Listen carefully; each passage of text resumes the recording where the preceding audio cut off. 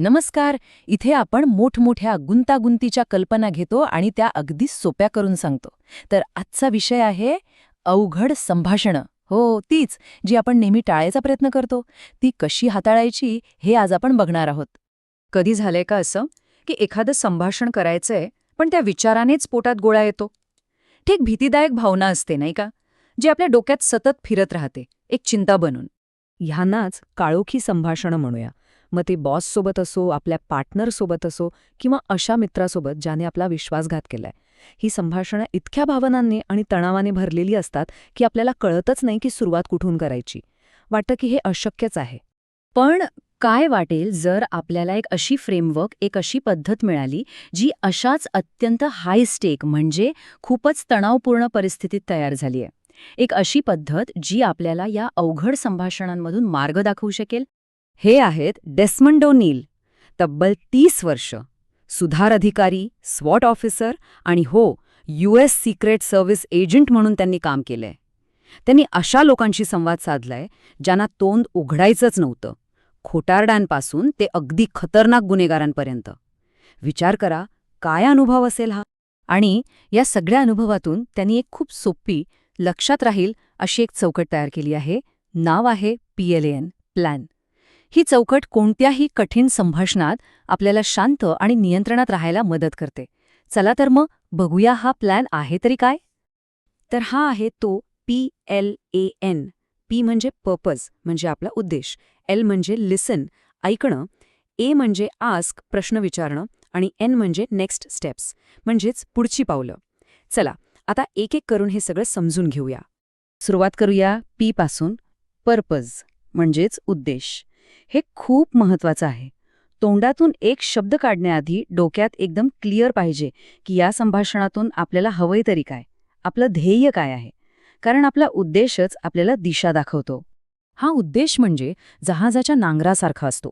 जेव्हा भावनांचं वादळ उठतं, आरोप प्रत्यारोप सुरू होतात, तेव्हा हा उद्देशच आपल्याला भरकटण्यापासून वाचवतो. आपलं नियंत्रण सुटू देत नाही. कारण आपल्याला माहीत असतं की आपल्याला पोहोचायचं कुठे आहे. बरं, आता येतोय L, लिसन, म्हणजे ऐकणं. गंमत म्हणजे संभाषणावर कंट्रोल मिळवण्यासाठी जास्त बोलण्याची नाही तर जास्त ऐकण्याची गरज असते. आणि खरं सांगायचं तर आपल्यापैकी बहुतेक जण ऐकण्यामध्ये खूपच कच्चे असतो. आणि ऐकण्यामध्ये पण 2 प्रकार आहेत. एक म्हणजे उत्तर देण्यासाठी ऐकणं, म्हणजे समोरचा कधी गप्प होतोय आणि मी कधी बोलायला सुरुवात करतो याची वाट बघणं. आणि दुसरं म्हणजे खरंच समजून घेण्यासाठी ऐकणं, जिथे आपण उत्सुकतेने समोरच्याचं म्हणणं ऐकतो. यातच खरा फरक आहे. कारण इथे कनेक्शन, एक पूल तयार होतो. आता वळूया एकणे, आस्क म्हणजे विचारणं.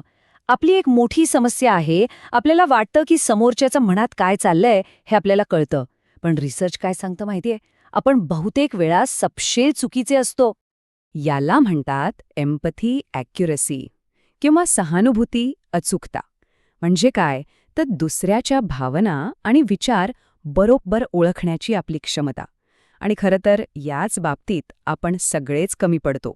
हे आकडे बघा जरा, धक्का बसेल. आपल्या सगळ्यात जवळच्या व्यक्तीसोबत म्हणजे आपल्या पार्टनरसोबत सुद्धा आपण फक्त 40% वेळा त्यांच्या भावना बरोबर ओळखतो. म्हणजे 10 पैकी 6 वेळा आपण चुकतो. आणि जेव्हा संभाषण भावनिक होतं ना, तेव्हा तर हा आकडा फक्त 15% येतो. विचार कर. मग करायचं काय? सोप्पं आहे. अंदाज लावणं बंद करा आणि विचारायला सुरुवात करा. तुला नक्की काय म्हणायचंय? किंवा मला वाटते की तू अपसेट आहेस, माझं बरोबर आहे का? असे साधे प्रश्न विचारल्याने गैरसमज टळतात आणि आपण लक्ष देतोय हे समोरच्याला कळतं. आणि आता शेवटचा मुद्दा, N, नेक्स्ट स्टेप्स, म्हणजे पुढची पावलं. कारण असं संभाषण ज्यातून काहीच निष्पन्न होत नाही, तो फक्त वाद ठरतो, संघर्ष ठरतो. त्यामुळे पुढे कसं जायचं हे ठरवणं खूप गरजेचं आहे. आणि हे दोघांनी मिळून करायचं आहे. संभाषणाच्या शेवटी हा प्रश्न विचारा, ठीक आहे, मग आता आपल्या दोघांसाठी पुढे जाण्याचा चांगला मार्ग कोणता असू शकतो? असं विचारल्याने काय होतं तर तोडगा काढण्याची जबाबदारी दोघांवर येते. मी विरुद्ध तू असं न राहता आपण एकत्र मिळून मार्ग काढत आहोत ही भावना निर्माण होते. तर हा होता तो PLAN, पर्पज, लिसन, आस्क आणि नेक्स्ट स्टेप्स. सोपं आहे ना? आता आपण अशा काही सवयी बघूया ज्या आपल्या चांगल्या संभाषणाच्या मार्गात येतात. या गोष्टी आपण आजच्या आज थांबवल्या पाहिजेत. ह्या 3 गोष्टी ताबडतोब बंद करा.